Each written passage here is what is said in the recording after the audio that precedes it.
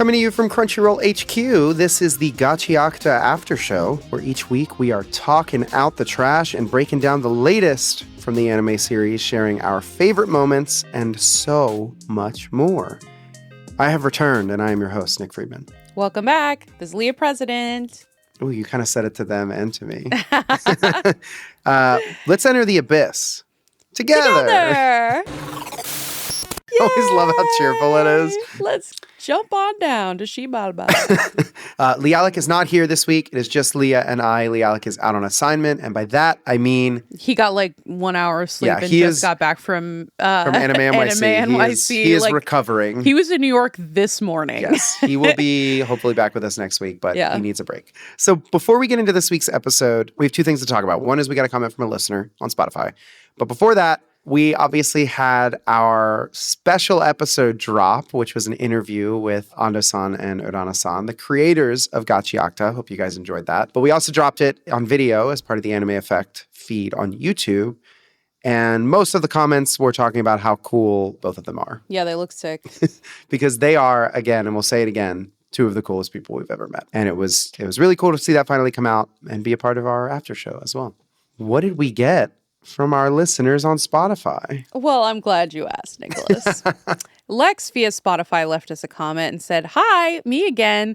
I swear I'm anime only, but I have a theory scratching my brain. If Rudo's gloves are a part of a quote series that people from the ground recognize, then how did Regto, a spherite, get possession of them? Big questions. Love the after show, by the way, if it wasn't obvious. Heart hands." Thank you, Lex. Thank you. This is, we're anime only as well. Yes. I think we need to reiterate no spoilers, please, in the comments. Yeah, no spoilers. We are an anime only podcast at this time. At this time. Yeah, I love a good speculation. I think once we learned that there was such a thing as a series and there was a larger thing. I think all of us got our little wig snatched. Yeah, like a little thing behind the idea of Rudo's gloves. Because I wasn't expecting that. I was like, oh, there's just his gloves and that's just his thing. Which I guess maybe shame on me for not thinking deeper about it. It is that deep, bro.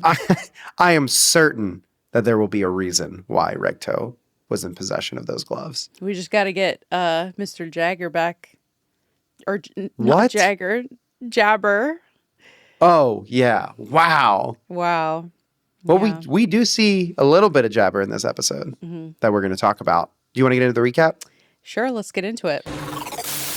All right. Guys, Chris is alive. Yeah, he's alive. We got to set right off the bat. If they don't die on screen, they didn't die. I don't know. I'm a firm believer of all that. Of the vibes were like I went back and watched the end of episode 7 like 3 times just to be like, was that the end?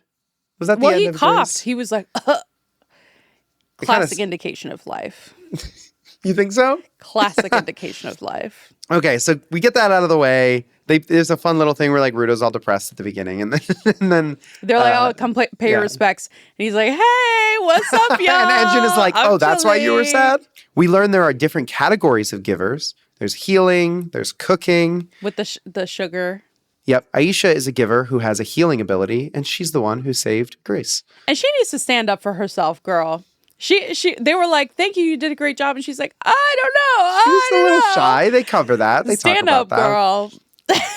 We then pretty casually meet the head of the cleaners, Arcot Corvus.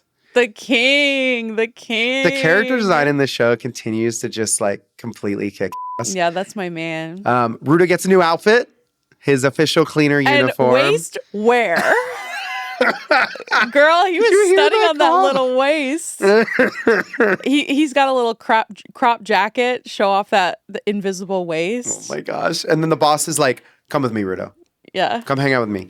And we get another lore dump, which is the boss tells Rudo that a woman who lives in no man's land has seen many fall from the sphere and has possibly seen people who have crossed the border to the sphere.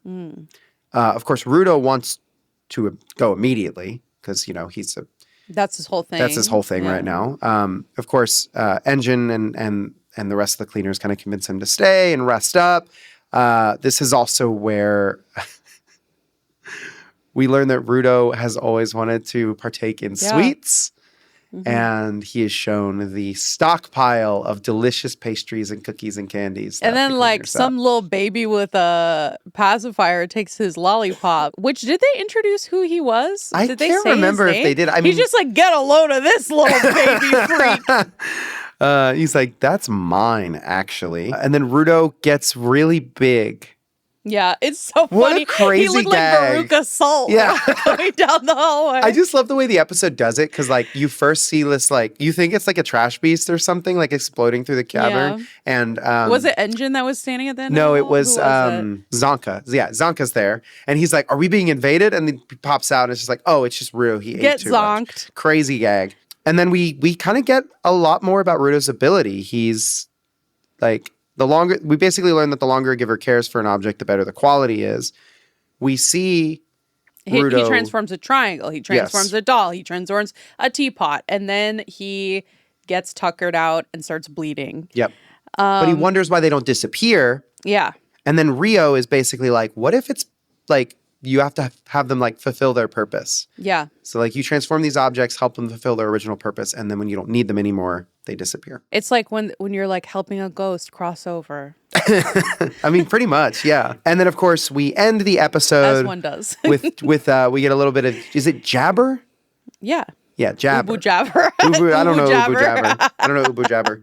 I've never been to Ubu jabber. And the blue-haired character. But then mysterious, we get a hint at who's maybe leading the bad guys, a reference to the series, as well as Rudo himself. So, whew, that's it. That's episode 8 of Gachiakuta. These have been jam-packed episodes. I know. These have been jabber-packed. Jabber-packed. I'm off that jabber pack. Should we get into the dumpster dive now? Let's dive on in, boy. Okay. We mentioned it a little bit.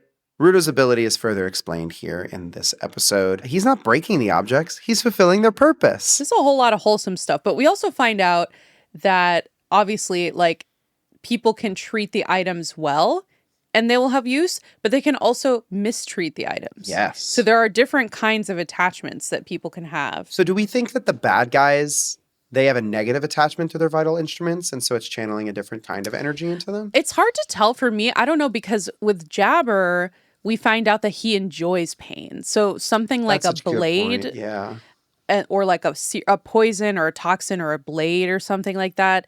It could be like a little bit of both, like positive and negative. Yeah. I'm not quite sure yet. Yeah. But I'm sure we'll get some tragic backstory in the future that explains why there's like negative connections to different items for givers. True.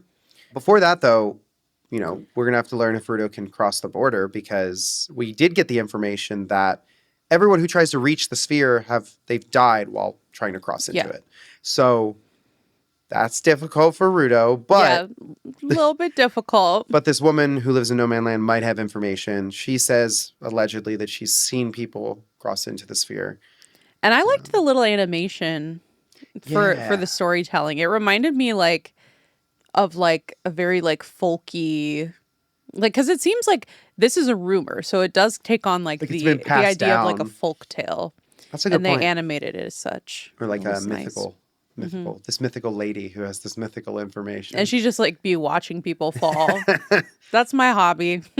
And then of course, do a flip. The Watchman series, which we don't really know anything about other than the name. The bad guy. The Watchman? At the end. No. Famous comic book series Watchmen? We see that the main bad guy, well, who we're theorizing is like the leader of the bad guys. He has the Raiders, I think is what they've been called. Yeah. He has a plate on his back that has the same design that we've seen on Rudo's gloves. So theoretically, that's also part of the Watchman series. But we get this direct quote from him. The Cleaners, the City of Art, the Desert Altar, Vital Instruments, Series, the Watchman series, Rudo. This seems like free association. Like when you're trying to do like degrees of separation between things. It's like, but like grocery store, shopping cart, wheel, car, driving, road. But I think like, are we being led to believe there's like a full getup?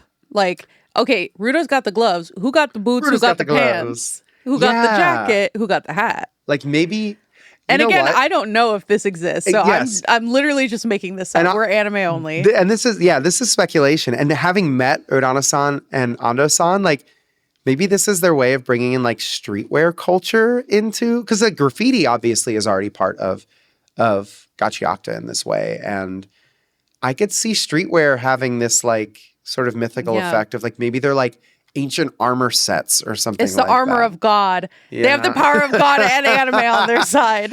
But that's a good point. Yeah, I wonder if it is like a full suit. And I wonder if it ties to like Recto and like Rudo's past and stuff like that. So that's going to be really interesting. Speaking of interesting, I want to talk about our specific favorite moments from this episode over in the pit pole. The pit pole. It feels like a rodeo term. It sounds like a barbecue restaurant, if I'm going to be honest. I think that was kind of what I thought. Of like you're like pulling something from the pit. It's like eating ribs. Yeah, like country rock music in the back. And it's like the pit pole. Pull up to the pit. And then there's like a flash of like smoke and fire, like transition. Yep. Pull up to the pit at the pit pole. Okay, my favorite moment from this show, from this episode 8, is the return of Grease. Because go Grease Lightning. I love this guy. He's great. And I almost want him to like eventually get his own vital instrument and become like a cleaner. Even though that's like not his thing. Like his thing is being like the best bodyguard in the world. His thing is like being chill and like having vibes. I also like Rudo's new uniform. It's pretty cool looking. Yeah, invisible waist. What about you? I loved the face that Rudo made as soon as he tasted his first bite of sweets. Part of me was like, oh my God, he's going to hate it. I was like, oh, he's gonna, like, throw up or something. Yeah, he's hyped all this up and he's not going to like it. But then it turns all like shoujo sparkly. And like, I'm like, oh, this sweet little boy. He's so adorable. Finally getting to eat candy. I thought it was so cute. It's like very like Charlie in the Chocolate Factory, like buying the chocolate bar with his like last penny. Yeah, all of his relatives live in one bed. They're all touching feet. You gotta always bring it back to feet, don't you? Yeah, that one was unintentional. And then, like, as the sentence was coming out, I'm like, oh God, I'm never beating the allegations. But yeah, I thought it was sweet, and it was sweet. And I thought it was funny that Engine was like, yeah, people are like more addicted to sugar than they are to drugs here in the underground. Interesting. I feel like that's how it is in real life too. American society. Leah, you ready to take us out? For sure, Nick. Whoa. Thank you for joining us for another exciting, amazing, wonderful, spontaneous, entertaining episode of the Gachiakuta After Show. Dude, so many people clicked away just then. They're like, okay. Like, I'm just driving to work, y'all. Yeah, I'm just trying to commute. Brought to you by Crunchyroll and Sony Music Entertainment. Be sure to subscribe so you never miss an episode. Gachiakuta After Show is hosted by me, Nick Friedman, Leah President, and Lee Alec Murray. We are executive produced by Jonathan Hirsch, Joanna Clay, and me.